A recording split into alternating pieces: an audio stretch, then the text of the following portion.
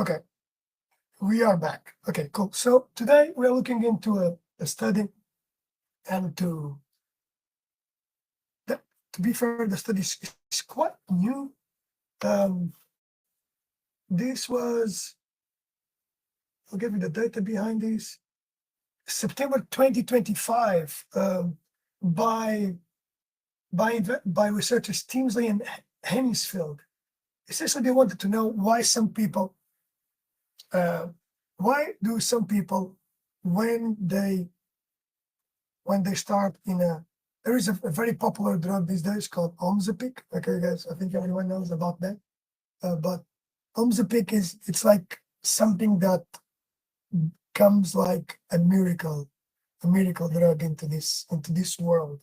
So these researchers wanted to know, and I'll put the data over here, why in some cases that is associated with the loss of muscle mass.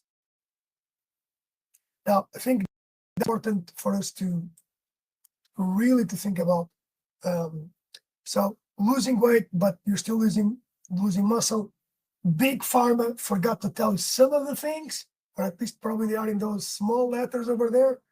But essentially, Timms and Heymsfield wanted to know why some people lose weight on GLP-1 medications. This is things like Ozempic style, and at the same time they don't lose weight, they feel weaker. Just think about this: there is mass reduction, you start losing belly and all of that, and essentially they mapped the body composition rules behind weight loss, and they found a catch into all of these. Okay, that is, when the scale goes down, not all of this is fat. And I think everyone kind of knows that, but most likely the proponents, or the ones that start taking this thing, are so happy with the results of losing weight that they forget the remaining parts. What I mean by the remaining parts, they forget sometimes the fact that you do need to exercise. And then there's a very interesting graph on this study that shows the 5 levels of body composition. And I think I can bring it up in here so that we can see. Yes, I definitely can share. I think I'll share. I think, and it's good to start from there so that you also have this idea of where. Okay, here's the full article. Here's the full article. There we go. So in terms of the full article, I think it's important to. We'll go up first of all. Yeah, the 5 levels, the 5-level model of body composition. So we've got overall, think of this, your whole body mass. It's all of you, okay? Like, of course, of this, it's important. Proportions are illustrative based on the values from this report. But you are going from macro level body mass later on to the tissue and the organ, and you'll have essentially blood, bone, adipose tissue, skeletal muscle, very, very important, okay? And then as you break it down from tissue and organ, I would say that's a big jump from here, but because imagine skin, right? Skin will have different, it's tissue, but moving to the cellular level, we've got cell mass, ECF, ECS, then at the molecular level, water, lipid, and proteins, and then at the atomic level, oxygen, carbon, and hydrogen. And so I think it's good to start standardizing these. The other thing that the authors do very well in this, very well, at least for us to start working on, is that in the beginning of the article, they go, okay, during weight loss, let's put this bigger. During weight loss, reductions in body mass are commonly described using molecular body components. Example, fat mass and fat-free mass, FFM. That's can be important that as we move across the study.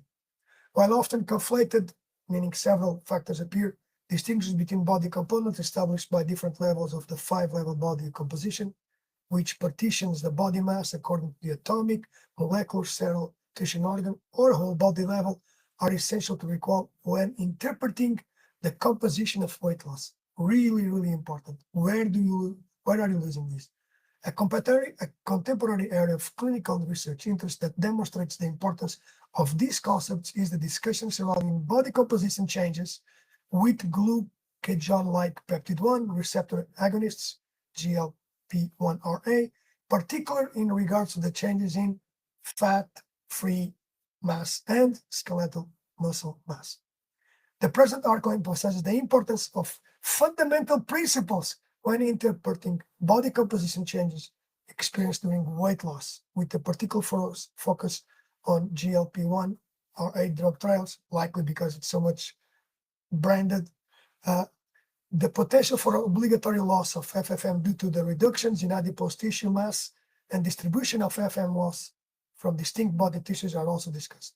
Finally, selected countermeasures. This is where we're looking at, okay, what are the selected countermeasures to combat loss of fat-free mass and skeletal muscles. We got fat-free mass and the skeletal muscle, namely what? Resistance training and increased protein intake are presented. I think that's pretty clear, right? So they do come up, they do specify, and they do specify what happens in these programs where people take these drugs, I'm going to say supplements. I'm going to call it supplements. I'm going to call them drugs. And the fact that they do come into the loss not only of fat but also fat-free mass, and that's something that is not. I'm going to say that's not good for you. Now they also bring in very interesting model that is, you guys can see on screen. That is okay. So what are the potential contributors to the proportion of weight lost as fat-free mass? Very interesting, right? And we talked a lot about these at classes. Most of the adults that come to our classes, they do, not all of them, but many of them, they have higher body mass, they have fat, and they want to lose it. And that's why we changed the program, in the training program, in order to adhere to this. So in these factors, as delta means just a variation of fat-free mass as divided by the variation in weight. So essentially, like imagine like you weigh 70 kilos or 100 pounds, and your objective is to lose as less as possible of your muscle mass and as less as possible, I would say, in fat-free muscle mass, in fat-free mass. What does it contribute to this? Okay, what's your metabolic and hormonal state? And we talked with a lot of people about these guys. That is one of the key components in here is what? Sleep. Sleep is fundamental to ensure that your metabolic and hormonal state are regulated. It's obviously fundamental for all things, but it's fundamental to support your diet, your activity, your well-being. Yes, and I can tell you from my side, that's been a critical decision. Changing to say, I'm going to sleep at least 7 hours. And I track it. I track it with my Whoop. And the changes in the quality of my decisions have been tremendous. Also, in the feeling of how can I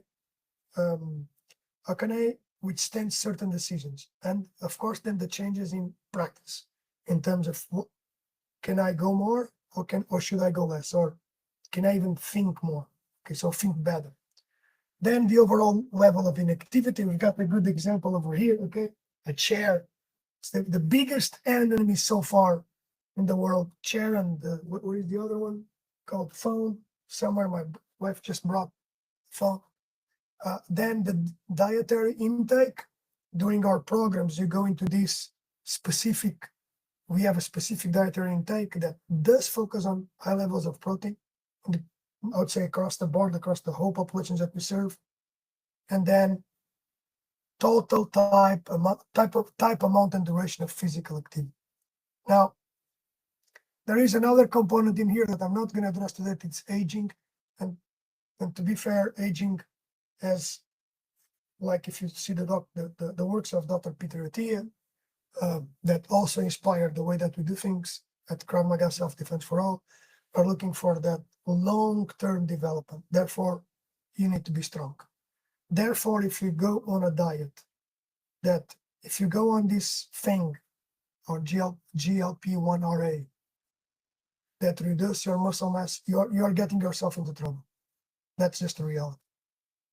But my view of the world. So again, this research paper focuses on what are the contributing factors, because associated to the weight loss, you are losing fat-free mass and you are losing also muscle mass.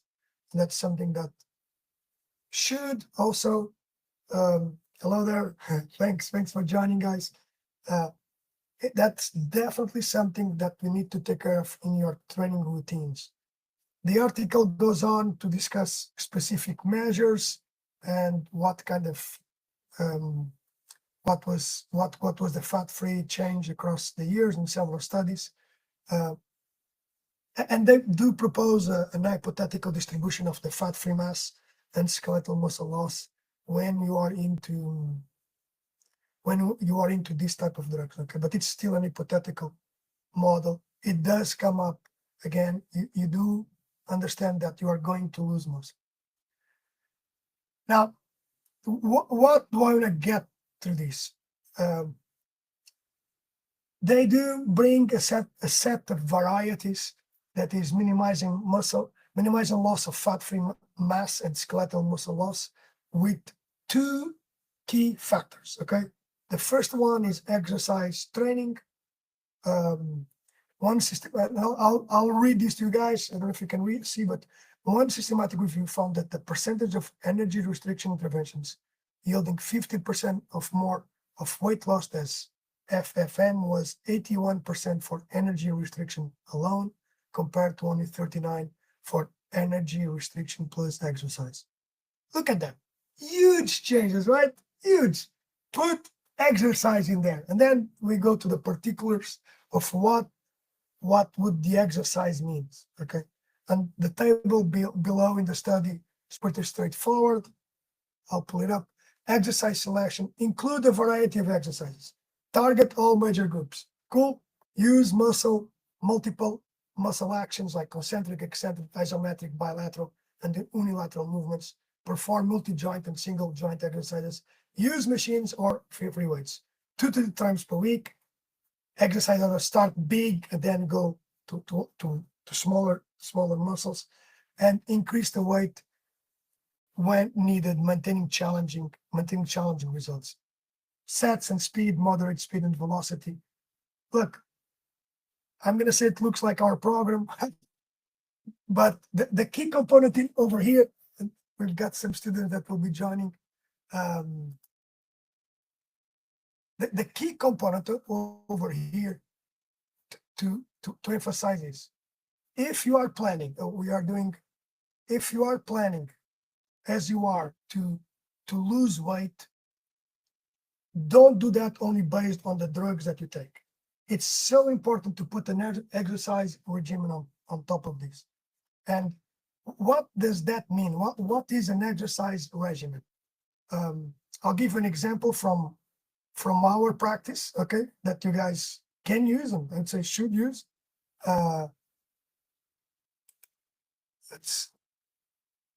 And I'll show the example over there so that you have a very clear idea on what to do. Okay. Let's go back one step. So this, okay.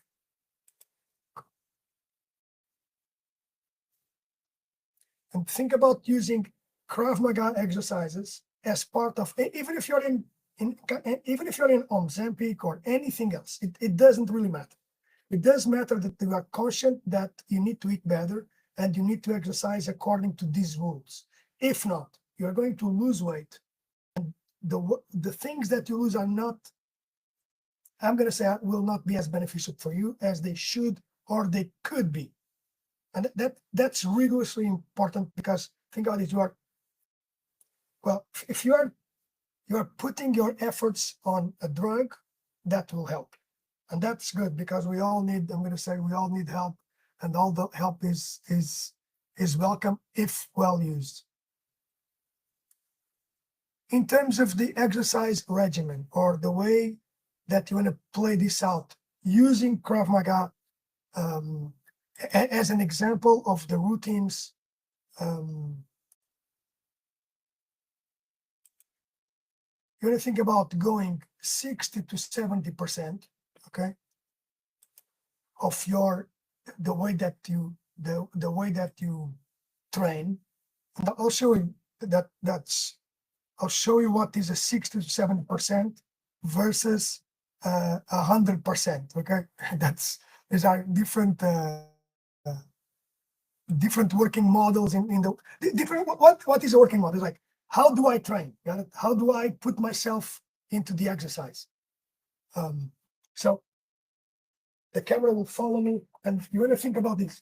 Either 5 minutes, okay, and we'll get started. So when you exercise, and we're going to think about your initial training routines. And here we go.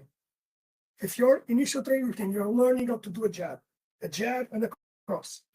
And this would be fundamentally starting from the upper position. You start at this level, okay? You start at this level with your partner. The moment you are able to put more load, either you squat down, start having more muscle, and this will be a 3-minute set. Stepping in, stepping out. Later on, as you are able to go into the clinch, okay, imagine you'll be doing 3 minutes of this. Multiple planes of motion, making a grab, getting contact with the body, okay? Think about doing 3 rounds of this. A jab and a cross, going into the clinch, then after that, putting your elbow, your knee, stepping back. Breath-wise, or heart rate-wise, you guys will see yourselves going at 120, 140. There's a formula for that, but you should be around that. Although age groups could vary. But you want to do something that it's able to sustain you at least 20 minutes at this level. That will help you to tone. That will help you to tone. It will not work your explosive strength. What does that mean? To do that, you would need to go 1, 2, grab and go fast. That will be required, okay, over time. So these changes in the routine and the changes in the way that you approach your exercise are very well, and I would say, explained in the research paper. The next, I would say, I'm keen that we develop, and as you come in and if you have extra weight, you'll develop those practices with the games that we have and with the routines that over time you will be learning with us. So I would say the last part of this research article that is important for us in terms of training is, what do you eat? And I focus tremendously in good protein intake and water intake. That's really, really important. That's why people at the end of the classes, they have shakes over here, high quality. But it's part of your day-to-day programming, okay? So put your 2 days on a row. We've got our 28 days challenge out there that allows people that are serious on their training to impact their program. And go in this routine, becoming stronger, faster, and better for you and for your health. If you have any questions, reach out to me. This was the Wednesday Science Review, where we walk to end on why do drugs get you thinner, but they get you weaker. You don't want that. You want to be stronger. You want to be able to, and capable to defend yourself. Enjoy your day.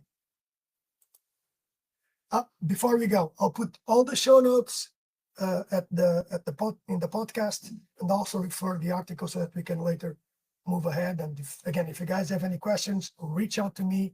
We have always strong communication with our students, and we put the content on social media. Have a great day.